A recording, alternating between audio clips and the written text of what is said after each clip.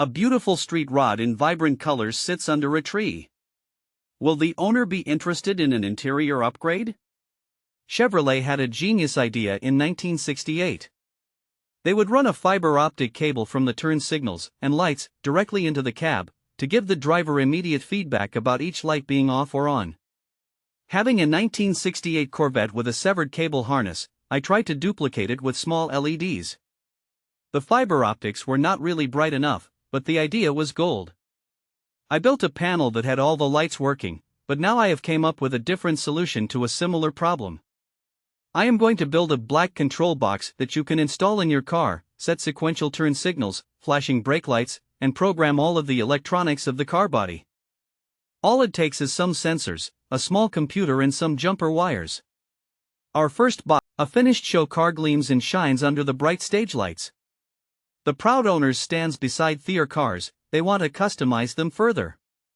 A master control panel with lights, indicators, and programming buttons will have to be designed and built. The rear of a 1965 Ford Thunderbird car was one of the first to sport sequential turn signals. This will be one of our mode selections. A small Raspberry Pi computer is small enough to go in our project case, and yet have the power to do everything that we want. With care and patience, sensors are plugged into the connectors of the street rod. The control box, with several lights on the surface, will be mounted on the dashboard. The rear of the rat rod is covered with many tail and brake lights. This will be reflected on the inside of the car. The enthusiastic crowd applauds for the street rod. The project is very popular with spectators. A custom show car is on a stage at the car show. The admiring viewers stand around the stage looking at the details. The Corvette on the stage displays its many tail lights. A technician starts assembling the custom indicator boxes with LEDs and tiny switches. The tiny computer sits on a test bench, being programmed. Assembly, a jumble of tiny wires goes into the box, assembled with care. The control box is put into the test board, test lights on. A finger pushes a button on the box, turning on indicators, which, now working, we will install into the customer's project.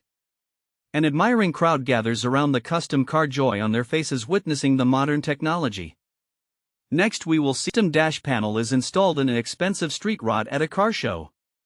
The mechanics gather around the custom car, each hooking up a part. The installation at the car show goes very smoothly, while the owner watches. A tester is used first, it indicates continuity. The electrical wires are neatly twisted together. A sensor is screwed onto the shiny chrome engine, its connection wire protruding. A wire is spliced into another in the street rod's wire harness. The mechanic installs the last bolt, securing the indicator's bracket to the dash. The custom dash panel is looking good, mounted solidly and ready for service. The mechanic tests the indicator's functionality, all is good. The completed installation is ready to present to the new owner.